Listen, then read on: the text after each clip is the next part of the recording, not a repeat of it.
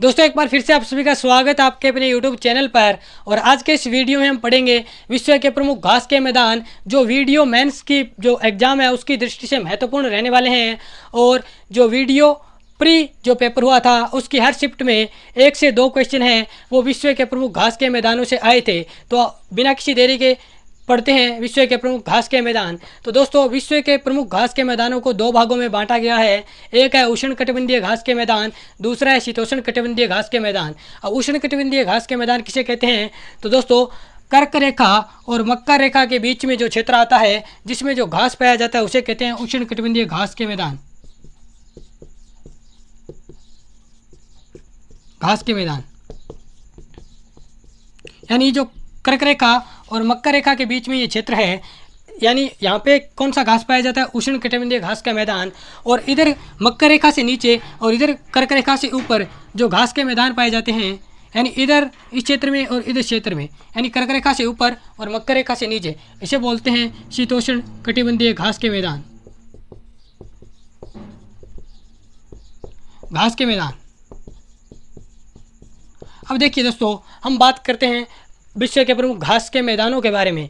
तो दोस्तों यहाँ पे एक घास का मैदान पाया जाता है उत्तरी अमेरिका में, इसे बोलते हैं प्रेरीज।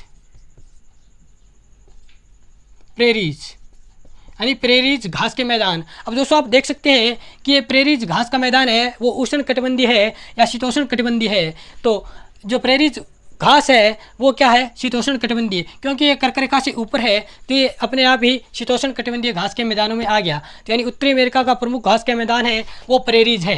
ठीक है दोस्तों, अब हम बात करते हैं यहाँ पे एक घास पाया जाता है इस क्षेत्र में, यानी ब्राज़ील वाले क्षेत्र में, इसको कहते हैं कैंपोस। कैंपोस घास के मैदान। कैंपोस घास के मैदान। इसका मतलब ये कर्क रेखा और मकर रेखा दोनों के बीच में है तो ये घास कौन से हो जाएंगे उष्णकटिबंधीय घास के मैदान। तो ब्राज़ील में जो कैंपोस के घास पाए जाते हैं वो कौन से हैं उष्णकटिबंधीय घास के मैदान। और दोस्तों यहाँ पे भी एक घास के जो मैदान पाए जाते हैं वेनेजुएला में, उसे बोलते हैं नालोज। तो ये भी घास के मैदान है, वो कर्क रेखा और मकर रेखा के बीच में है तो ये घास कौन से हो जाएंगे उष्णकटिबंधीय घास के मैदान। अब दोस्तों देखिए यहाँ पे अर्जेंटीना में एक घास के मैदान पाए जाते हैं, इन्हें बोलते हैं पंपास। तो ये पंपास है वो मकर रेखा से नीचे है, तो इसका मतलब ये पंपास घास के मैदान जो अर्जेंटीना में पाए जाते हैं वो कौन से हैं शीतोष्ण कटिबंधीय। ये कौन से हो गए शीतोष्ण कटिबंधीय, क्योंकि ये मकर रेखा से नीचे पाए जाते हैं। जो मकर रेखा से नीचे और कर्क रेखा से ऊपर पाए जाएंगे वो शीतोष्ण कटिबंधीय घास के मैदान के अंतर्गत आएंगे। अब दोस्तों देखिए यहाँ पे और यहाँ पे यानी अफ्रीका में जो घास के मैदान पाए जाते हैं इनको बोलते हैं स्वाना। ये भी कर्क रेखा और मकर रेखा के बीच में पाए जाते हैं। तो अफ्रीका में स्वाना घास जो पाया जाता है वो उष्णकटिबंधीय घास के मैदान हैं।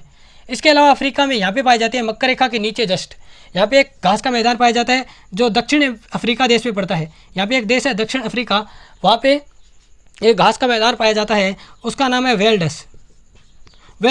तो दोस्तों ये मकर रेखा के नीचे है तो ये अपने आप कौन से घास के मैदान में आएगा शीतोष्ण कटिबंधीय घास के मैदान में। तो दोस्तों अब देखते हैं हम यूरोप और एशिया में, यहाँ पे एक बड़ा सा घास का मैदानी क्षेत्र है यानी घास का, इसे बोलते हैं स्टेपीज घास के मैदान। तो दोस्तों आप देख सकते हैं जो स्टेपीज घास के मैदान है वो कर्क रेखा यानी 23.5 डिग्री उत्तरी अक्षांश से क्या है ऊपर है, तो ये क्या हो जाएंगे ऑटोमेटिकली शीतोष्ण कटिबंधीय घास के मैदान के अंतर्गत आएंगे। कौन से यूरोप और एशिया के जो स्टेपीज घास के मैदान है वो कौन से क्षेत्र में आएंगे शीतोष्ण कटिबंधीय घास के मैदान में आएंगे। ठीक है दोस्तों, और इसके अलावा यूरोप का एक देश है हंगरी में घास के मैदान पाए जाते हैं, उन्हें पुष्टाज बोलते हैं। दोस्तों याद रख लेना, बहुत इंपॉर्टेंट है। जो हंगरी में घास के मैदान पाए जाते हैं उन्हें पुष्टाज बोलते हैं। और पुष्टाज घास है वो भी कहाँ आगे, क्योंकि ये कर्क रेखा से ऊपर है तो ये कौन से आगे शीतोष्ण कटिबंधीय घास के मैदान के अंतर्गत आगे। अब दोस्तों बात करेंगे ऑस्ट्रेलिया में यहाँ पर एक घास के मैदान पाए जाते हैं जिन्हें बोलते हैं डाउन्स। यानी ऑस्ट्रेलिया में यहाँ पे पाए जाते हैं, इनको क्या बोलते हैं डाउन्स। तो डाउन्स आप देख सकते हैं मकर रेखा से नीचे हैं तो ये अपने आप डाउन्स घास के मैदान है वो कौन से क्षेत्र में आ गए शीतोष्ण कटिबंधीय घास के मैदान के अंतर्गत आ गए। और दोस्तों यहाँ पे एक देश है न्यूजीलैंड में जो दक्षिणी द्वीप है न्यूजीलैंड का, उसमें घास का मैदान पाया जाता है, उसका नाम होता है कैंटरबरी। यानी यहाँ पे कैंटरबरी घास का मैदान पाया जाता है। मैं यहाँ पर लिख देता हूँ कैंटरबरी, जो कहाँ पे पाया जाता है, न्यूजीलैंड में। तो ये भी जो न्यूजीलैंड है वो मकर रेखा के नीचे स्थित है। तो मकर रेखा के नीचे स्थित है, तो न्यूजीलैंड का कैंटरबरी है वो मकर रेखा के नीचे स्थित है। तो ये अपने आप में कहा हो जाएगा शीतोष्ण कटिबंधीय घास का मैदान। तो दोस्तों ये थे विश्व के प्रमुख घास के मैदान। अगर वीडियो अच्छा लगा है तो वीडियो को लाइक कर दीजिए और हमारे चैनल को सब्सक्राइब कर लीजिए। धन्यवाद।